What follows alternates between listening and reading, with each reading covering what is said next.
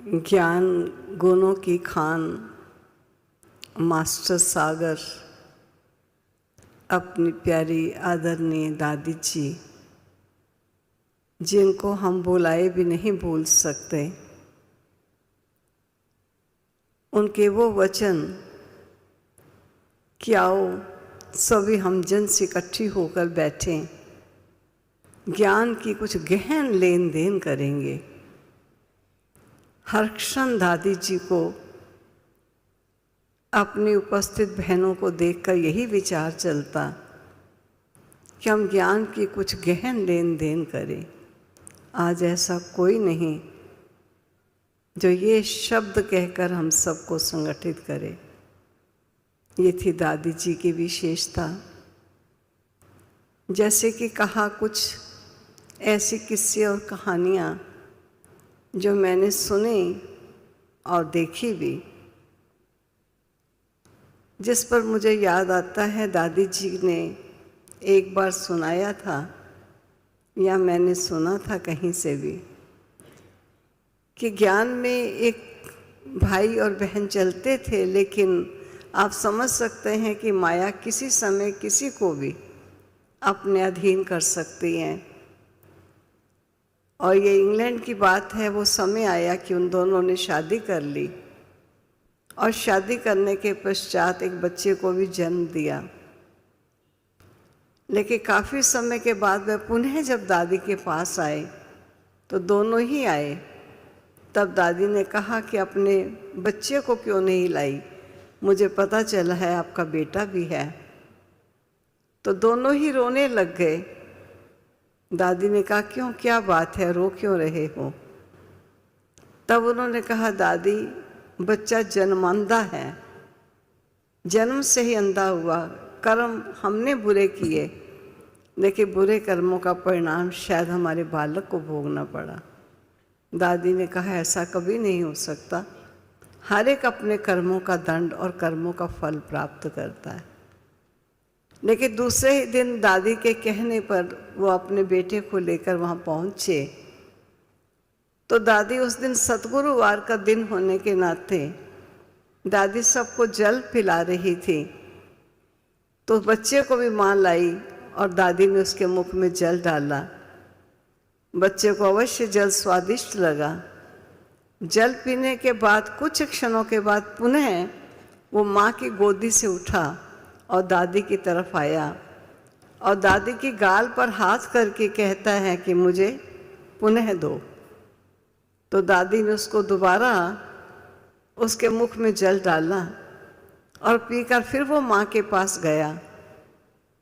तब दादी ने उसकी माँ से कहा कि तुम कहती हो ये अंधा है, अगर अंधा है तो इसे कैसे पता कि मैंने ही ये जल पिलाया है और मुझे ही गाल पर हाथ लगाकर इशारा करके ये मेरे से पुनः जल मांगता है, और जल पीने के पश्चात वो फिर तुम्हारे पास चला आया है।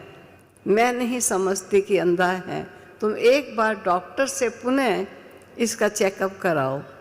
तो फिर रोने लगी कि डॉक्टर ने हमें लिखत में दे दिया, क्योंकि 3 ऑपरेशन भी इसके हो चुके हैं, लेकिन लिखत में दे दिया कि बच्चा अंधा है। अब हम कैसे उसके पास जाएं? तो दादी के आग्रह करने पर वह पुनः डॉक्टर के पास पहुँचे। उसने कहा, जबकि सर्टिफिकेट दे दिया अंधा है, फिर क्यों लाए?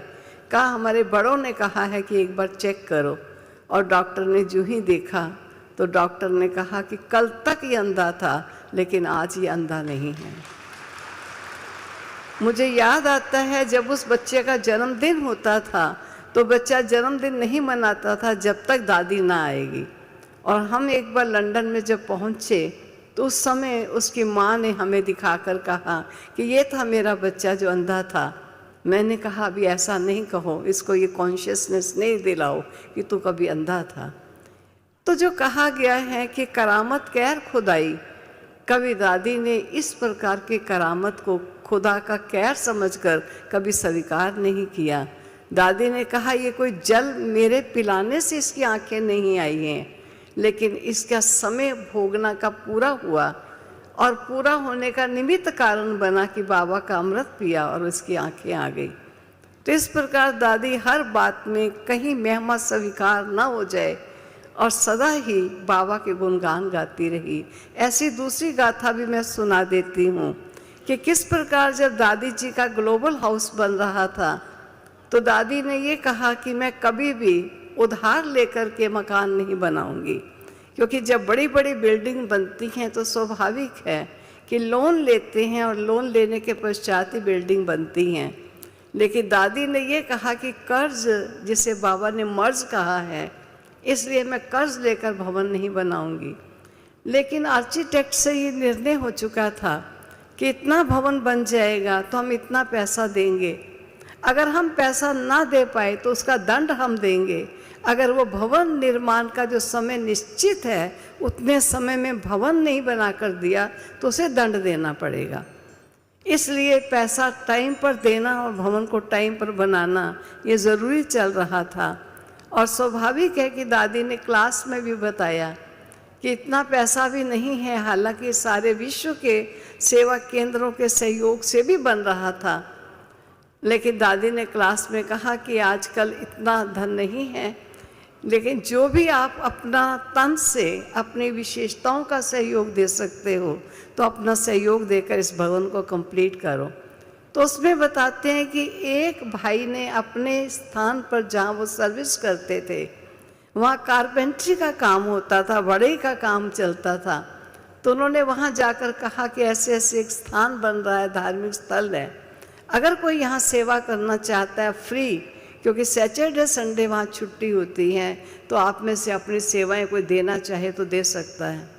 तो अब कहते हैं एक कपल था, एक युगल था, जिन्होंने वहाँ सेवाएं देनी मंजूर की और सेवाएं ही दे रहे थे और फ्री देकर जाते थे। एक दिन रास्ते में अचानक वो जब जा रहे थे तो रास्ते में सड़क के बीचों बीच एक मनुष्य गिरा हुआ मिला।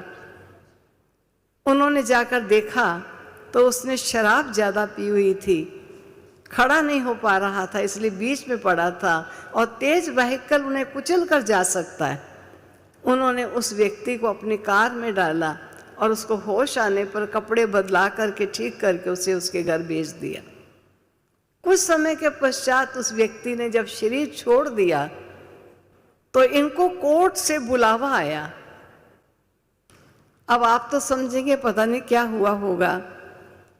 और कोर्ट से बुलावा आने पर इन्हें उस व्यक्ति ने मरने से पूर्व ये लिखा था कि 40,000 पाउंड्स इस युगल को मेरी तरफ से दिए जाएं।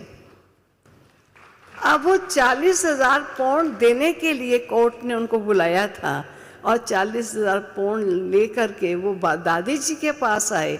कहा दादी आज यज्ञ में इस भवन बन रहा है, इसकी आवश्यकता है, इसलिए 15,000 पाउंड हम अपने पास रखेंगे, एक छोटा सा कमरा हम लेंगे और 25,000 पाउंड बाबा की भंडारी में डालेंगे।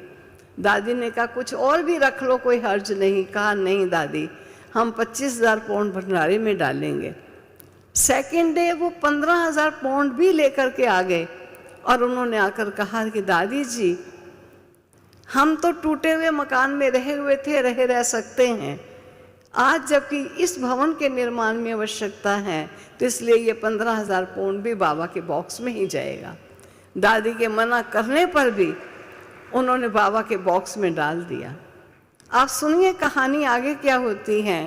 ठीक है, भवन बन गया, कार्य निपट गया, वो चले गए, ये स्थान हो गया। लेकिन कुछ समय के बाद दादी ने ऑक्सफोर्ड में एक रिट्रीट सेंटर खरीदा और वो रिट्रीट सेंटर जिसमें 90 कमरे बने हुए थे और वो भी एक रानी का पैलेस था और अभी और भी काफ़ी कमरे उसमें बने थे।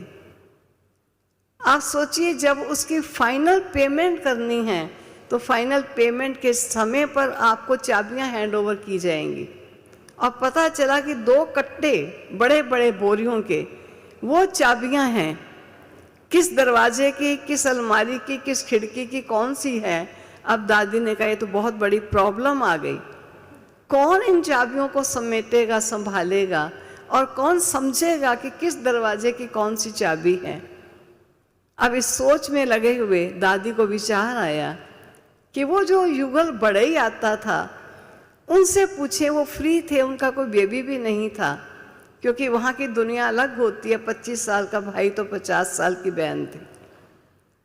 तब उन्होंने उस युगल को बुलाया और कहा कि ऐसे ऐसे हम एक भवन ले रहे हैं, उसकी चाबियां संभालने का कार्य कोई करने वाला यही नहीं है, क्या आप ये चाबियां संभालोगे? उन्होंने कहा दादी जी हम वहाँ भी रहते हैं, हम यहाँ भी रह जाएंगे। दादी ने कहा परमानेंट इस पैलेस में रहने वाले आप होंगे, बाकी रिट्रीट करने वाले आएंगे और जाएंगे, लेकिन चाबी लगाना, दरवाज़ा खोलना, सब चीज़ को जानना ये आपके ऊपर रहेगा। उन्होंने स्वीकार किया। आप सोचिए, एक छोटे से मकान के 15,000 पौंड्स उन्होंने बाबा के बॉक्स में रखे। बाबा ने उसके बदले उनको इतना बड़ा पैलेस परमानेंट रहने के लिए भवन को दे दिया। तो 2 रूम्स उनको मिल गए। भगवान किसी का रखता नहीं है, कहता है एक कदम तुम बढ़ो, कदम कदम मैं बढ़ूंगा। ये दादी जी ने करके दिखाया और हम सबके सामने एग्जाम्पल हैं उस दादी ने जिन्होंने प्यार से न केवल बाबा के बच्चों को सींचा, लेकिन संपर्क और संबंध में आने वालों को भी इतना सींचा कि वो भी सर्वस्व त्याग करने को तैयार हुए। ऐसी थी अपनी प्यारी आदरणीय दादी जी। समय की सीमा को देखते हुए मैं यहीं स्टॉप करती हूँ। ओम शांति, ओम शांति।